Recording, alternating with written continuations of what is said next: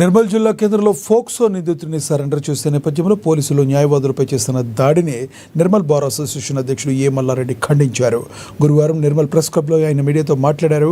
POCSO చట్టంలో నిందితుడిగా ఉన్న ఓ వ్యక్తిని 50 రోజుల పాటు పట్టుకోలేని పోలీసులు న్యాయవాదుల సమక్షంలో లొంగుబాటుకు సిద్ధమైతే న్యాయవాదిపై స్థానికుల పోలీసులు దురుసుగా ప్రవర్తించారన్నారు. చట్టాలను అనుసరించవలసిన పోలీసులే రోడ్డుపై అందరూ చూస్తుండగా న్యాయవాది ఆయన కారుపై దాడి చేశారన్నారు.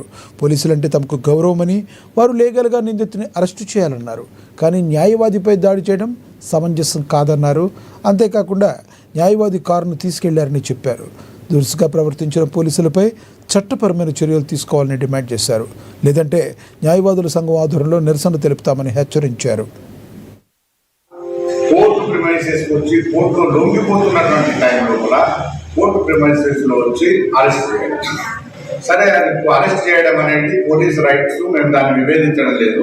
కానీ కోర్టు ప్రిమైసెస్లోకి వచ్చినటువంటి వ్యక్తిని బలవంతంగా తీసుకుపోవడం, సరే అక్యూజ్ తీసుకుపోతున్నటువంటి క్రమంలో కూడా అడ్వకేట్ యొక్క కారణం దాన్ని అద్దాలు పగలగొట్టి డ్యామేజ్ చేసి ఆ కారును కూడా పోలీస్ స్టేషన్లో తీసుకెళ్ళి పోలీస్ స్టేషన్లో పెట్టడం. అంటే పోలీసులు లా అండ్ ఆర్డర్ను మెయింటైన్ చేయాల్సినటువంటి పోలీసులే law and order problem create చేస్తే, అంటే రోడ్డు మీద జనాలందరూ చూస్తుండగా కోర్టు ప్రిమైసెస్ లోపల ఈ సంఘటన జరిగింది. నేను ఇమీడియట్గా కోర్టుకు వచ్చి అక్కడ ఉన్నటువంటి మా అడ్వకేట్ బ్రదర్ అనిల్ ఎవరైతే ఉన్నారో ఆయనతోటి మాట్లాడి జరిగిన సంఘటన తెలుసుకున్న తర్వాత, సరే వద్దు ఈ విషయాన్ని మనం కాంప్లికేషన్ చేయొద్దు, చూద్దాం నేను మాట్లాడతా అని చెప్పేసి నేను టౌన్ సిఐ గారితో నిన్న మాట్లాడడం జరిగింది.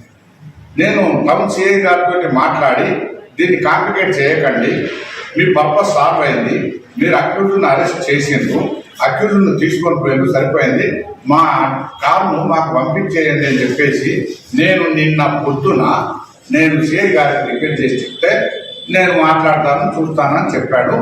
ఈరోజు 10:54 సిఐ గారు మేము ఇక్కడ ప్రెస్ మీట్ పెడుతున్నాం అనేటటువంటి విషయాన్ని తెలుసుకొని, మీరు అక్కడ ప్రెస్ మీట్ పెడుతున్నారంట కదా సార్ అంటే, అవును పెడుతున్నాం ఈ విషయం మీద అని చెప్తే, అప్పుడు ఎందుకు సార్ మీరు ఈ బండి తీసుకెళ్ళండి అంటే ఏడాకి వచ్చింది అని అంటే పోలీసు వాళ్ళను ఇప్పుడు మేము అక్యూజ్ని అరెస్ట్ చేయడాన్ని మేము ఎక్కడా వ్యతిరేకించలే.